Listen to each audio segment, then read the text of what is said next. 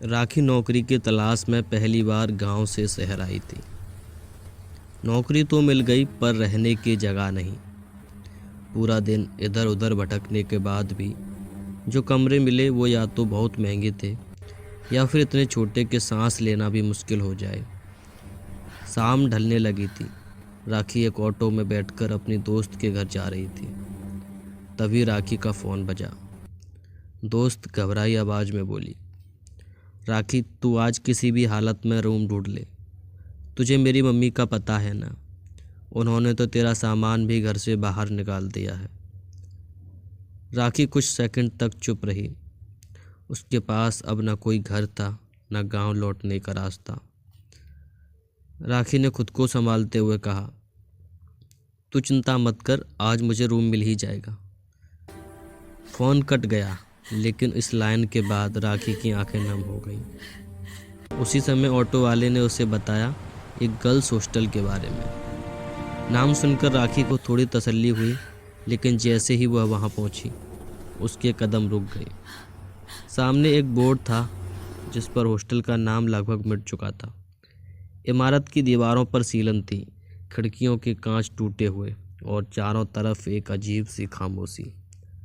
राखी का मन हुआ कि वापस लौट जाए, लेकिन लौटने के लिए अब कोई जगह नहीं थी। हॉस्टल के ऑफिस में एक बूढ़ी औरत कुर्सी पर बैठी हुई थी। उसके बाल आधे काले आधे सफ़ेद थे। उसकी आंखें बहुत थकी हुई। राखी ने कहा, नमस्ते, मेरा नाम राखी है। मैं यहाँ कमरा देखने आई हूँ। कोई रूम खाली नहीं है। यह शब्द राखी के दिल में चुभ गए। राखी ने फिर से कहा, लेकिन मुझे तो बताया था यहाँ कमरा खाली है। नहीं बेटी, यहाँ कोई रूम खाली नहीं है। राखी की आंखें भर आईं।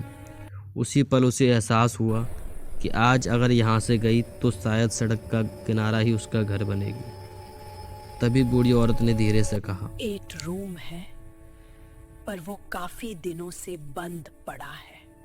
राखी बोली, कोई बात नहीं, मैं रह लूँगी।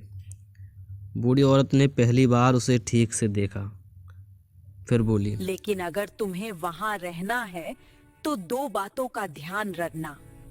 पहला, अगर तुम्हें कोई आवाज दे तो तुम पलटकर आवाज नहीं दोगी, चाहे वो कोई भी हो। 10 बजे के बाद तुम दरवाजा नहीं खोलोगे। राखी को यह नियम सुनकर थोड़ा डर लगने लगा, लेकिन उसके पास अब कोई दूसरा ऑप्शन नहीं था।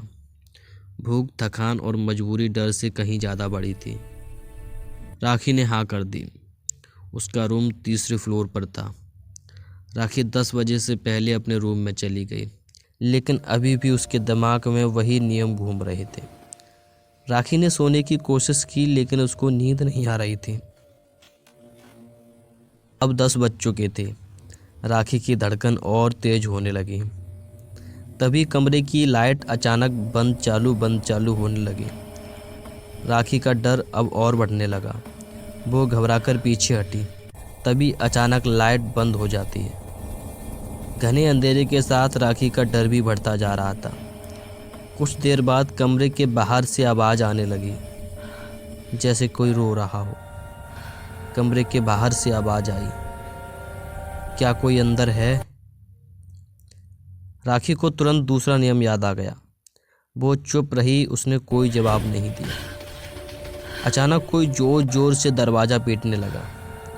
राखी की धड़कन और तेज हो गई। वो एक कोने में जाकर छुप गई। उसके माथे से पसीना टपकने लगा। पूरा शरीर ठंड से कांपने लगा। उसने अपने दोनों हाथों से दोनों कानों को बंद कर लिया, लेकिन आवाज़ फिर भी बंद नहीं हो रही थी। फिर कुछ सेकंड के बाद सब कुछ शांत। ना कोई आवाज़, ना कोई हलचल। बाहर से फिर आवाज़ आई, बेटा क्या तुम ठीक हो? लेकिन ये आवाज़ इस बार उस बूढ़ी औरत की थी। राखी ने बूढ़ी औरत की आवाज़ सुनकर दरवाज़ा खोल दिया, लेकिन बाहर कोई नहीं था। सामने रूम नंबर 13, उससे एक अजीब सी रोशनी आ रही थी। राखी ने 13 नंबर के दरवाजे को धीमे से खोला। अंदर बिल्कुल अंधेरा था।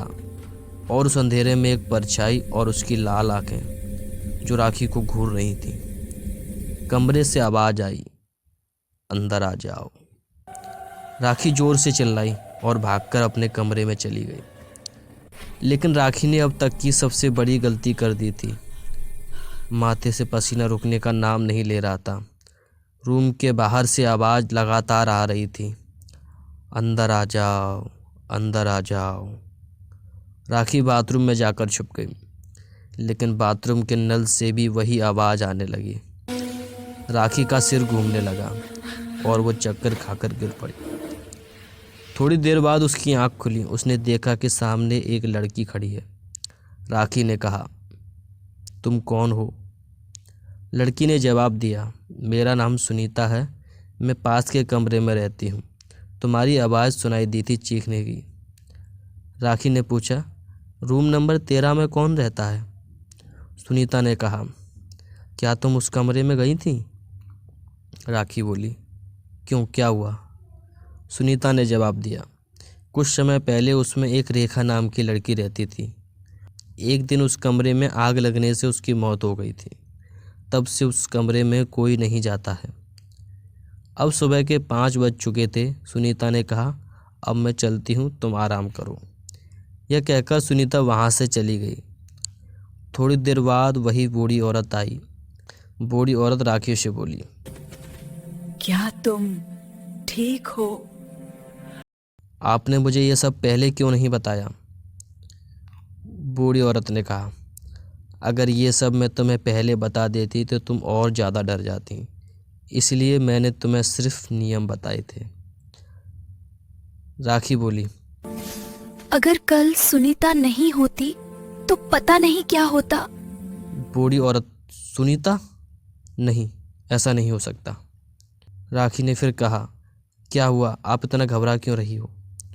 बूढ़ी औरत ने कहा, अरे सुनीता तो कई साल पहले मर चुकी है। यह सुनकर राखी सुन्न पड़ गई। बूढ़ी औरत बोली, कई सालों पहले यहाँ सुनीता और रेखा नाम की 2 सहेलियाँ रहती थीं। रेखा काफ़ी होशियार थी, लेकिन सुनीता को उससे जलन होती थी। रेखा की एक बड़ी कंपनी में जॉब लग चुकी थी और उसकी शादी भी एक बड़े घर में तय हो चुकी थी। इससे सुनीता की जलन और ज़्यादा बढ़ गई और एक दिन जब रेखा अपने मंगेतर से मिलने जा रही थी, तभी सुनीता ने रेखा को कमरे में बंद करके आग लगा दी। लेकिन उस आग में सुनीता खुद भी जल गई। तब से यहाँ जो कोई भी रहने आता, कोई भी जिंदा वापस नहीं गया। तुम अकेली हो जो जिंदा बची हो। शायद कोई काम है जो सुनीता तुमसे कराना चाहती है।